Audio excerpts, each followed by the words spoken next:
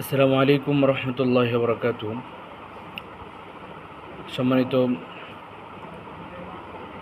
উলামায়ে কেরাম, দ্বীনের রাহবার এবং জাতির কর্ণধার,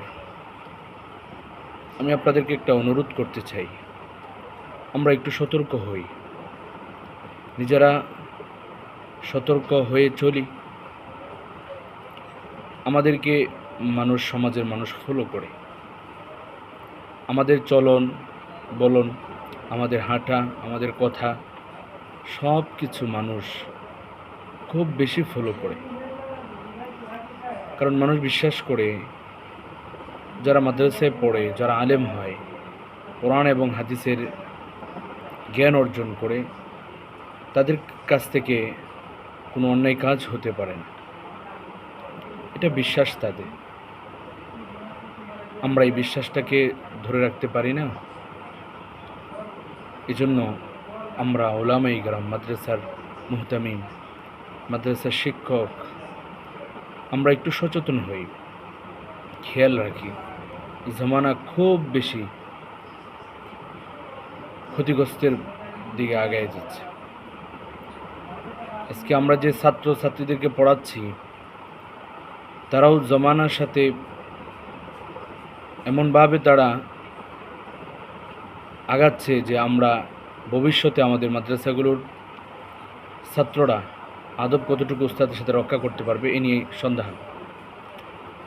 এজন্য আমাদের কওমের উলামায়ে কেরাম, রাহবার যারা আছেন, আমাদের সাথী যারা আছেন, আমি আপনাদেরকে অনুরোধ করব, আমরা সবাই সচেতন হই।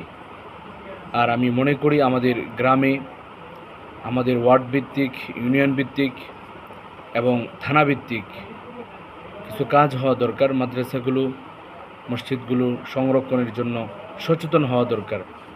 এই ব্যাপারে আমরা যদি পদক্ষেপ নিই, আশা করা যায় যে আমাদের এই দ্বীন এবং ইসলামের যে ক্ষতিটা তারা মিডিয়া করছে, কিছু কিছু সমাজের ইসলাম বিদ্বেষী মানুষ এটাকে প্রচার প্রসারে তারা খুব বেশি সময় দিচ্ছে, আমরা তাদের সঠিক জবাব দিতে চাই।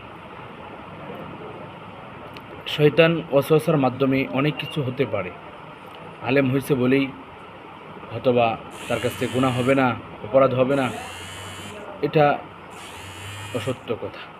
এই জন্য আমি আপনাদেরকে বলবো, আমার মুরব্বীদেরকে বলবো, যেন আমরা সকলেই এই ব্যাপারে একটু সতর্ক হই। আল্লাহ তাআলা আমাদেরকে বোঝার তৌফিক দান করুন।